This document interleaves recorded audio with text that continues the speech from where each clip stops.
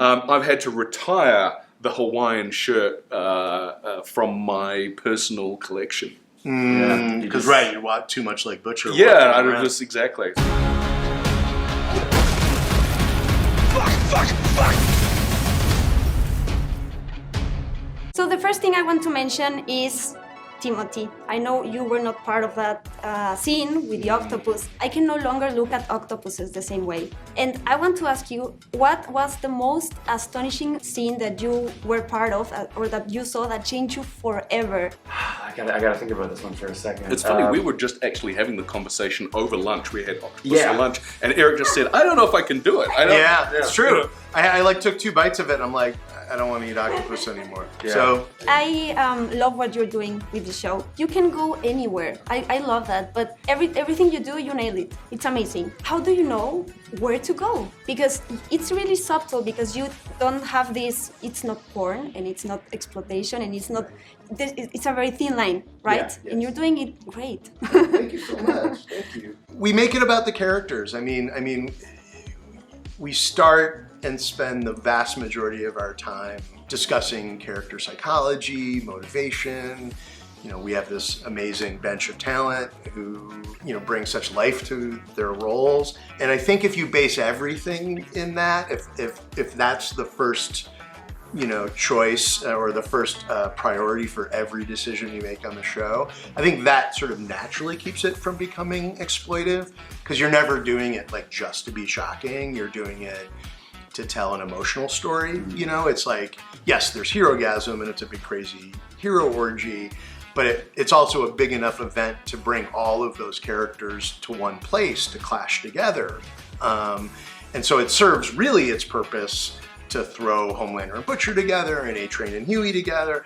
And so even though there's like madness in the background, it ends up having the emotional weight that you need it to have. So I think that's how it stops from being pornography. the line you have to write. Yeah, but it slides right into soft.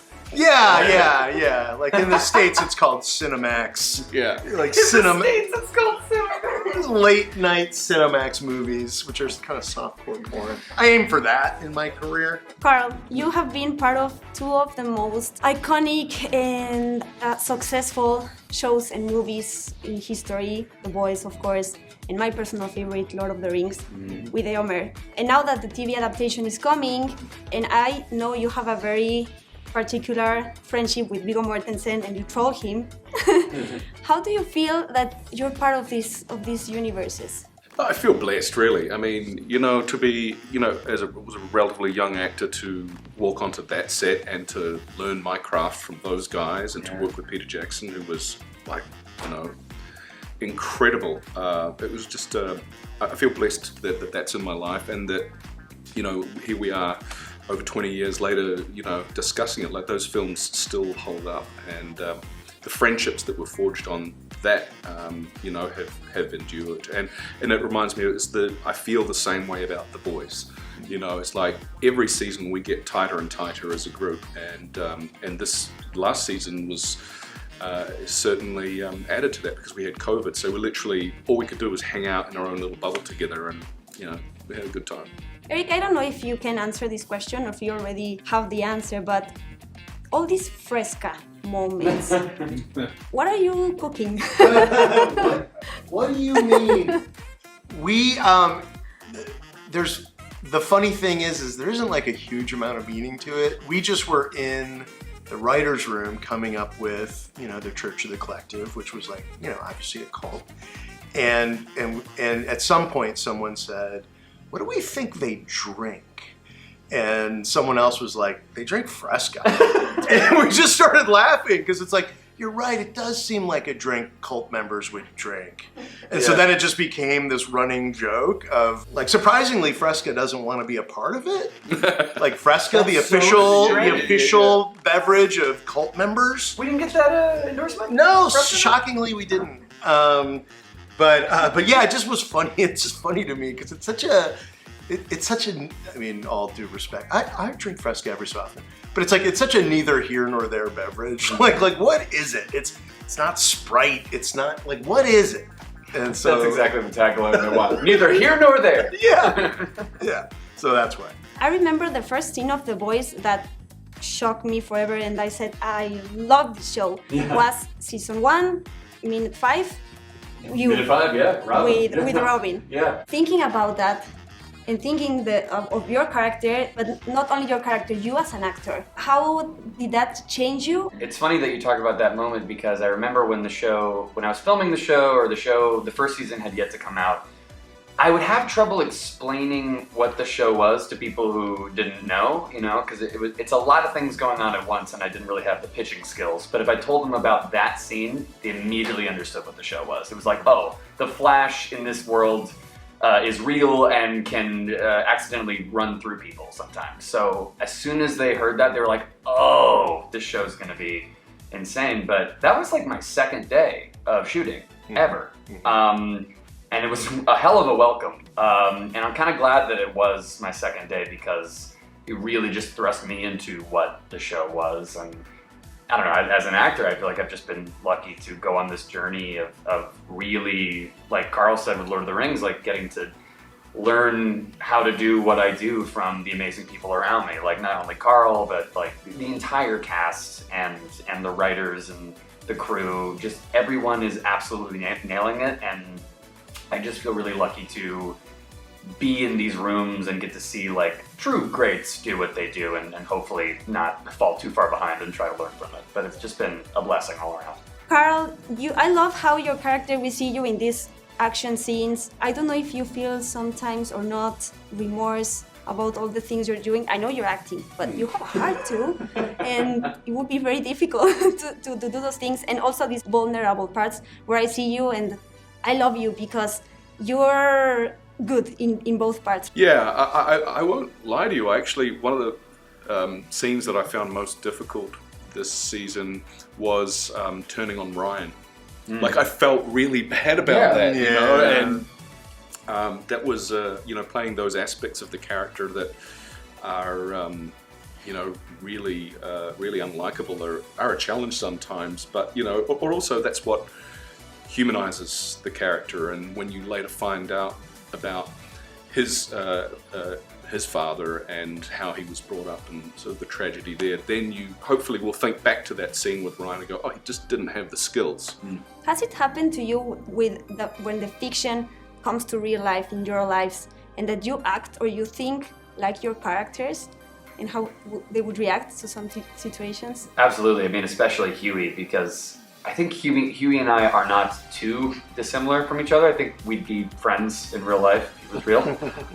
But I did find myself, this is like a small thing, but I remember after doing like 2 seasons, I started buying a lot of band t-shirts and I found myself dressing a lot like Hughie in my day-to-day life. It just starts to happen. But I think the Hawaiian shirts were based off of you, right? Like, cause you... Well, no, they were actually, there was a couple of frames in the comics where there were Hawaiian shirts. Oh, really? Yeah, cool. Where he wore Hawaiian shirts, but the opposite has happened. I've had to, this shirt aside, this is an exception to the rule.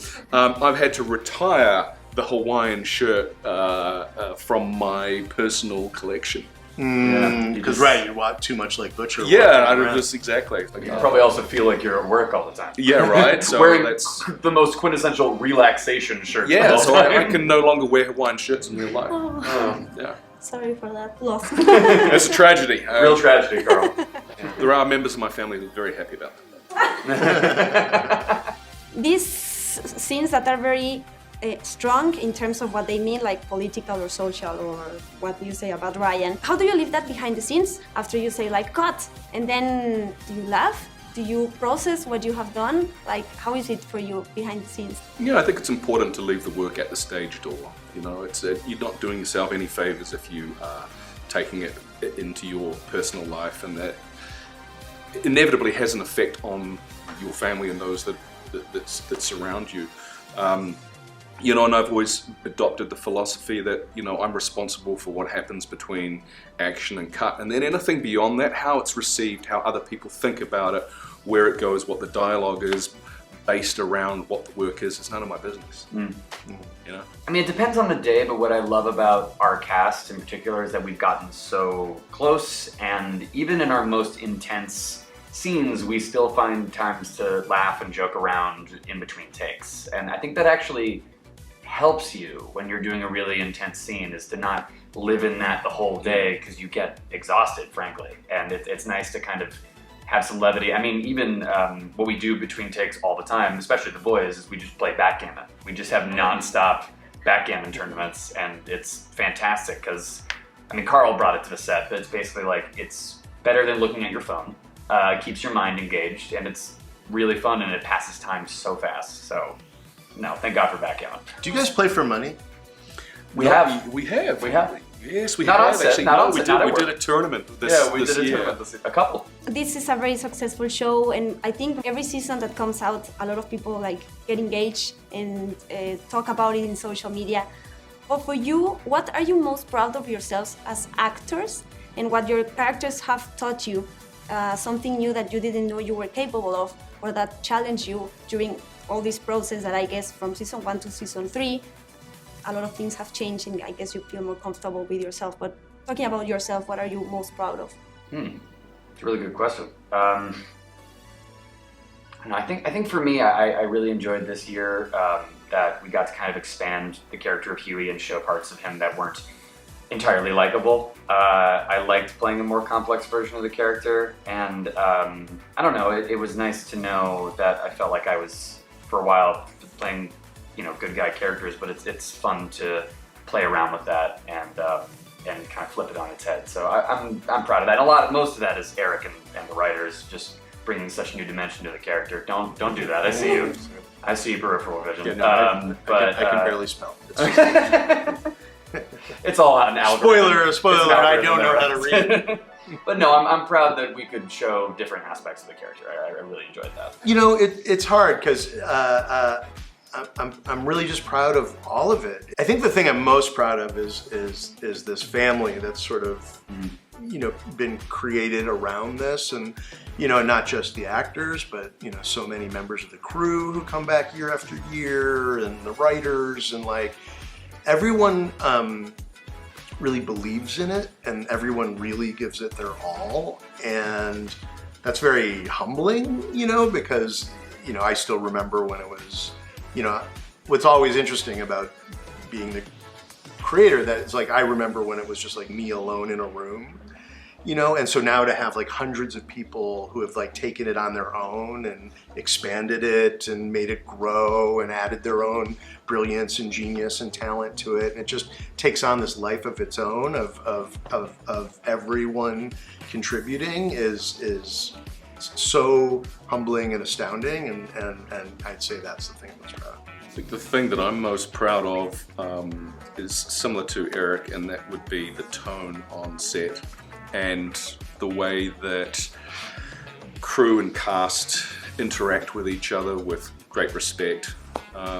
You know, there is, you know, it's a very egalitarian kind of little micro society, and everybody is valued, and you know, we're close, we're a family, but we treat each other well, and there's no room for any histrionics or diva behavior or anything like that, and I'm proud of that, like right across the board. And Kripke has put together such a phenomenal cast, and it makes it a real pleasure to be a part of. Thank you so much. I hope you know how this is so meaningful for so many people. Thank you. That means the world. Yeah, thank you so much. It means the world to us as well. It really does. Yeah. Thank you. Thank you.